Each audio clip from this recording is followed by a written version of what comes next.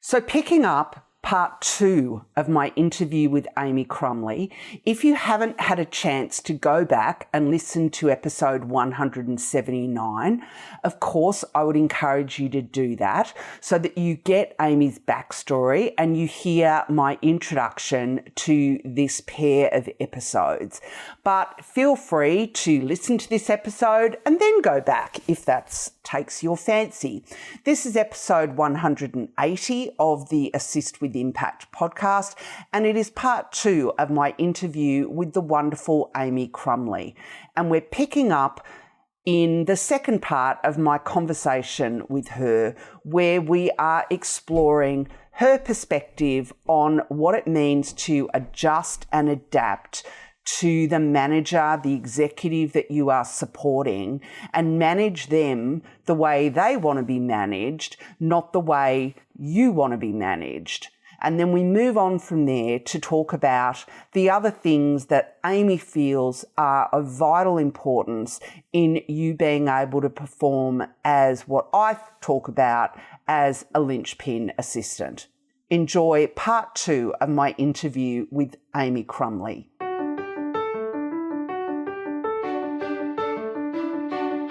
Hello, I'm Liz Van Vliet, and welcome to the Assist with Impact podcast. Join me as I explore the competencies and capabilities that allow you to assist with impact.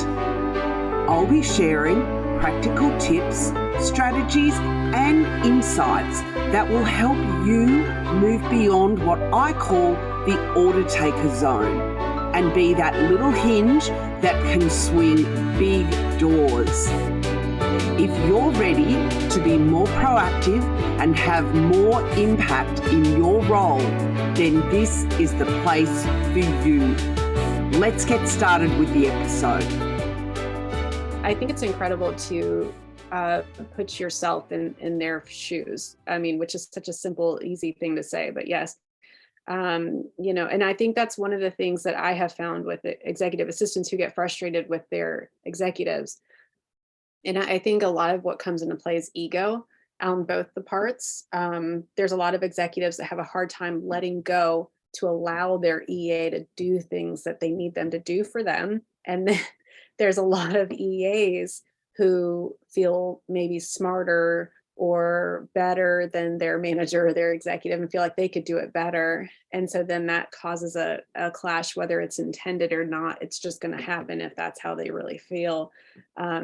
And that's where those connections need to break. And that's something I learned owning the staffing company, where if an executive and their EA are not paired properly, those very simple personality traits and issues will come to the surface real fast. So I think when, for example, for your daughter, there's an excellent book out there called The 4 Personality Traits or something like that. Have you heard of that? Where there's a questioner, an upholder, a rebel, and an obliger. The Gretchen Rubin book. Yes. What is it called? I forget what it's called. It's the oh God, now I'm having a mental blank, but it's by Gretchen Rubin. It's the 4 tendencies. The 4 tendencies. Yes, the 4 tendencies. And whenever I've heard of issues like that between a manager and their support person, I've always gone back to Gretchen Rubin's The 4 Tendencies and how you handle them. So you have to learn what your personality trait is and then how you handle their personality trait.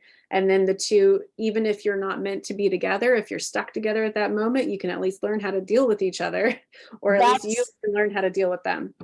I love that, Amy, because yes, my daughter, I actually had my daughter do that quiz.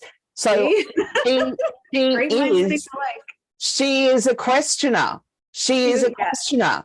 Whereas are not good EAs. Yeah, no, they are absolutely not. They're horrible EAs. Yes, you are so. See, this is why we were drawn together, because great minds think alike. Yes. Yeah.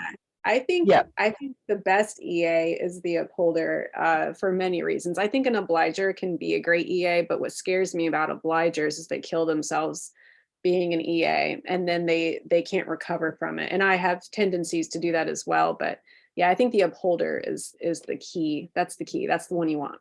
Well, you know, that's really interesting because I have done that quiz with assistants in my training, and obligers do come out at least 50%, always in my training, 50% of the room is obligers. Oh yeah. That doesn't surprise me. Yeah. Yeah. I mean, which is, they aim to serve.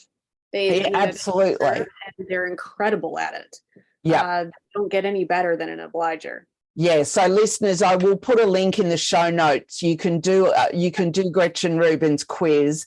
And you will not be surprised to find yourself, you may very well as an assistant find yourself as an obliger. What are you, Amy? Have you done it? Yeah, there you go. See, I'm not surprised because when you said that when you were an entrepreneur, you were very much about, dotting the I's and crossing the T's. Yes. That made me think that you would be very much an upholder. See, I'm an obliger. Oh, really? Yeah, that's why.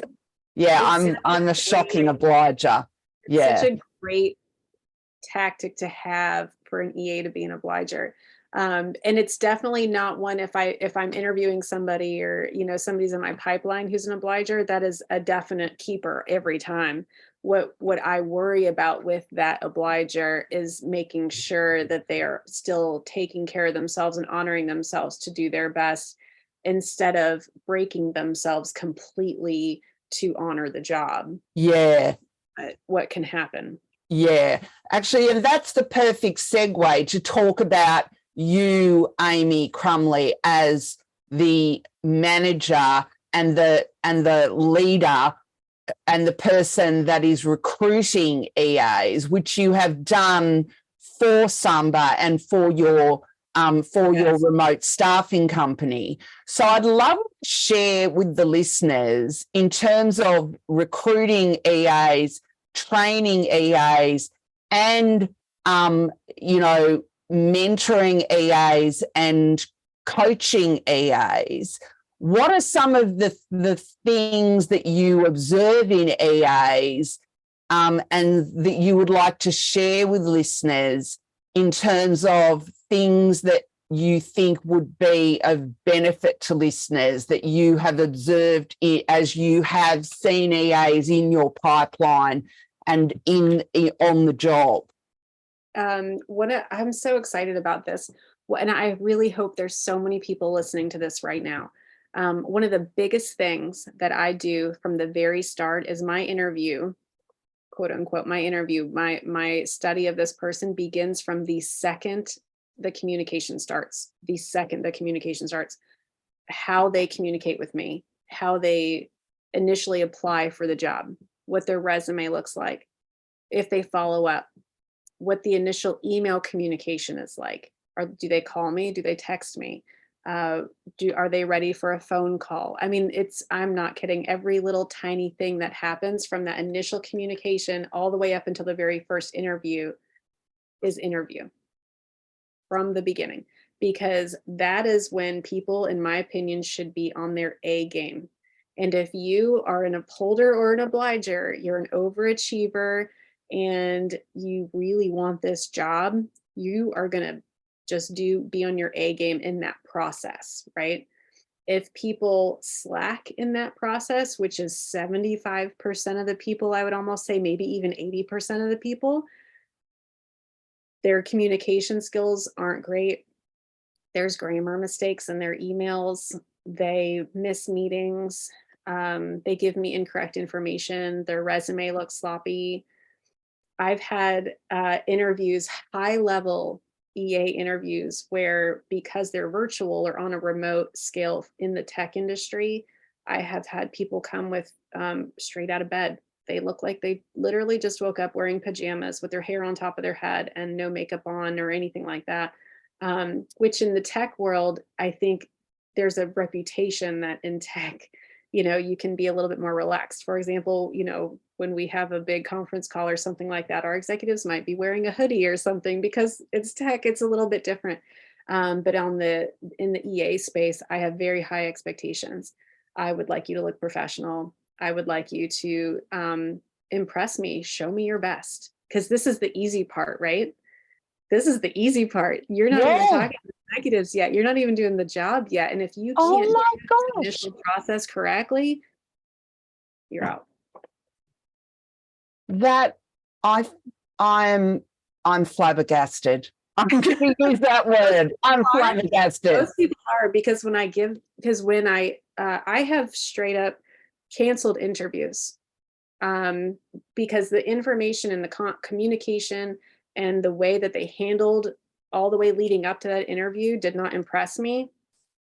No, because I'm not going to put you in front of my favorite people that I work for and under my name with you, not doing your best at this level. Because Wow. if you can't do your best at that level, you cannot make it at my level. Mm. And it's those people who, and this, I don't want to sound egotistical when I say this, but I love when EAs come at me with almost an attitude of, I know just as much as you do. I can do it just as good as you do, if not better. And when I get those people across my desk, I just want to give them a big hug. Even if they don't, if they're faking it till you make it, hey, I'm okay with that too. So, Wow.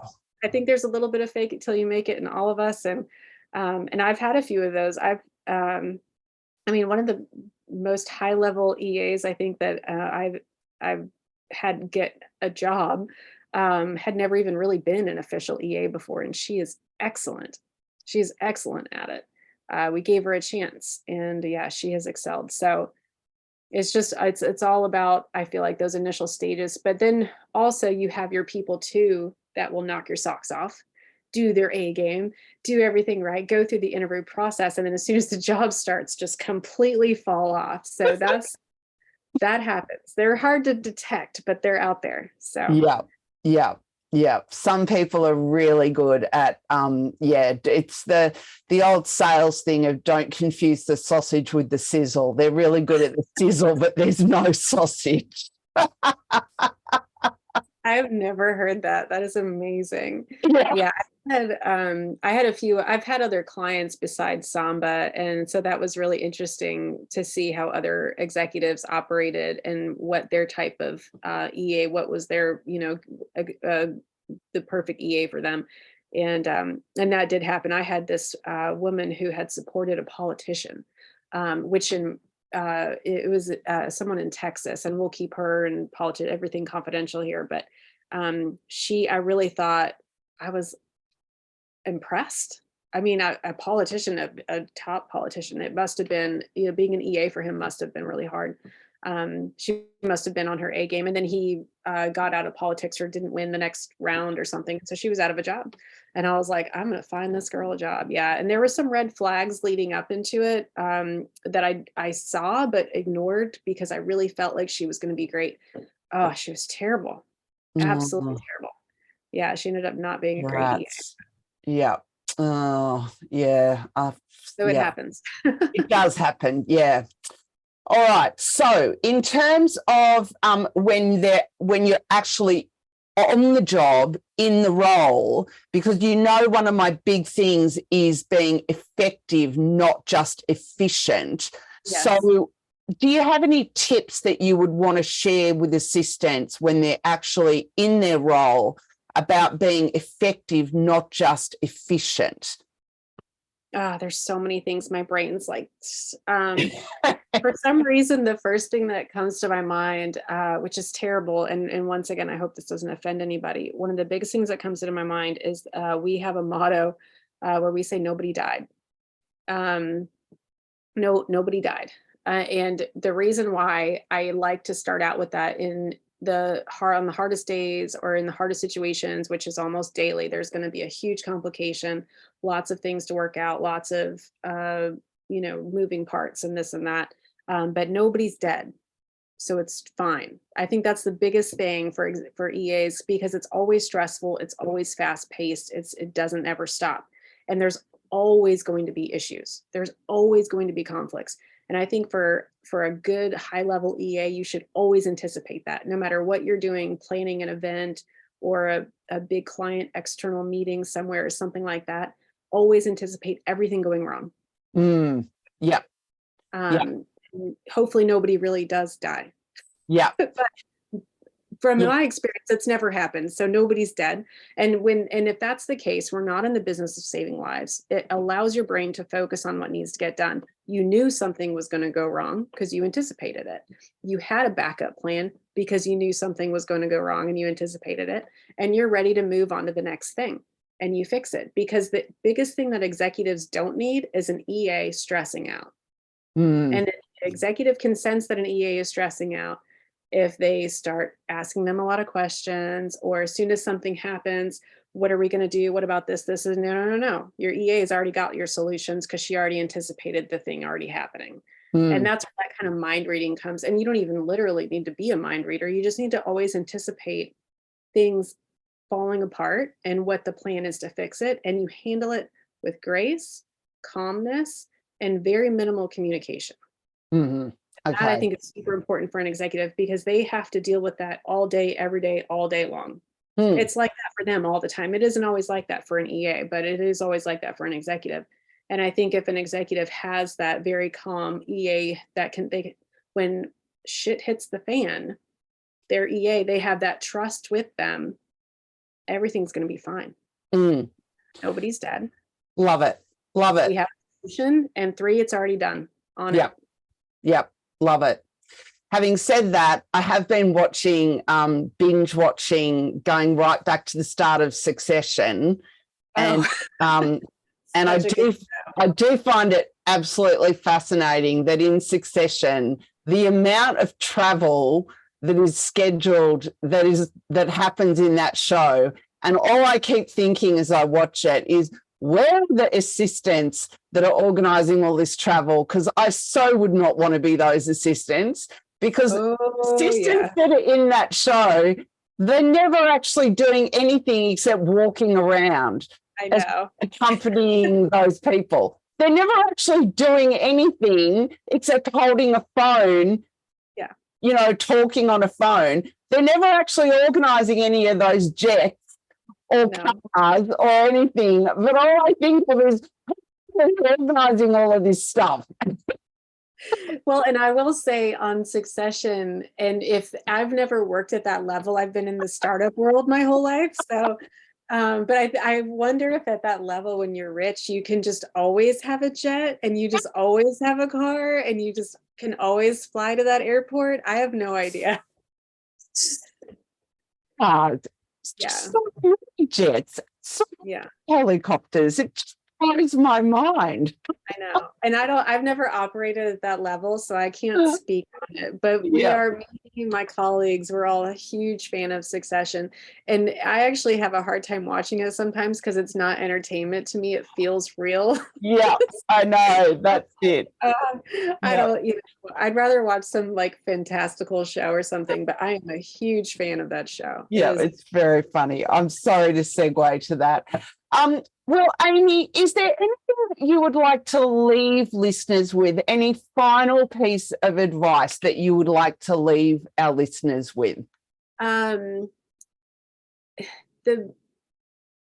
thing that changed me in my job, where I finally became an EA and I woke up in the morning and I was like, this is what I'm going to do. I embraced my happiness with it and my enjoyment with it. And I feel a little bit spoiled because I actually completely adore all of my executives. Especially the ones that I support. So and there's got to be so many EAs out there who don't feel that way. Probably a lot more that don't feel that way than that do feel that way. I haven't met too many EAs who are just so happy to be in their job, working for who they work for. There are just not a lot of them out there. And I am one of them. So I feel like I feel special in that regard. So I think to speak to the other EAs who may not be happy in their position, I would hope that they would find a way to find happiness with what they're doing and to take this job to the farthest reach that they can go and where they want to take it, because it can go far. You can take it as far as you want. You can take it all the way, to Walmart, Amazon top executives, or you can do a smaller scale, stay in startup and do whatever. But I think what's most important is finding your happy place and to not chase money. Money will not make you happy. Supporting a tyrant for hundreds of $1,000s a year, if that makes you happy, do it, great. But if it doesn't make you happy, go smaller. You don't need a gajillion dollars because you're going to be miserable and you're not going to do a good job. So I would think to find your happy place would be as corny and silly as that sounds. It doesn't sound silly at all. No. I just think it's good to have purpose. And one of the reasons why I took a bit of a career change recently from owning the staffing company to being more of just an internal EA was for my own happiness and doing what I actually enjoy and not chasing money, because it's not worth that. Well, So. I'm looking at you, and listeners, honestly, I'm looking at Amy, and I thought when we had a call a month or so ago, and you're someone that just radiates goodness. You're so sweet. Oh no, absolutely. And what I'm looking at is somebody who just really you've got so much goodness, and I just feel really lucky that I came across you. So thank you so much for sharing your insights with our listeners. Absolutely. It's an absolute pleasure. And if people want to connect with you, where is the best place for them to do that, Amy? Right now, Instagram, which is still under the Crumley staffing umbrella, which will change soon. I think it's just going to be a public EA profile for me. And I'm hoping to write a book on being an EA. That will be coming up one day. I cannot wait for that. Working on that. And then, maybe in the meantime, just blogging. But I don't really care about having 1 million followers or having a big famous blog or a big famous book. I just don't. I don't care about that. But if people want to discuss EAs, the EA process, the EA world, how to do it better, how to enjoy it more, whatever, that's where I'm at. So. Well, I'm sure you will have people connecting with you, and I will definitely be keeping in touch, and maybe I'll have you come on and do some guest blog posts for me on the Linchpin Assistant. Oh, I'd be happy to. I'd love that. A writing assignment in a long time. Oh, excellent. Well, thank you so much, Amy. I'm going to let you get back to enjoying your evening over there in the States. And thank you so much for being a guest on the Assist with Impact podcast. I'm happy to do it. I can't wait to come back. Yes, we'll definitely be having an encore performance.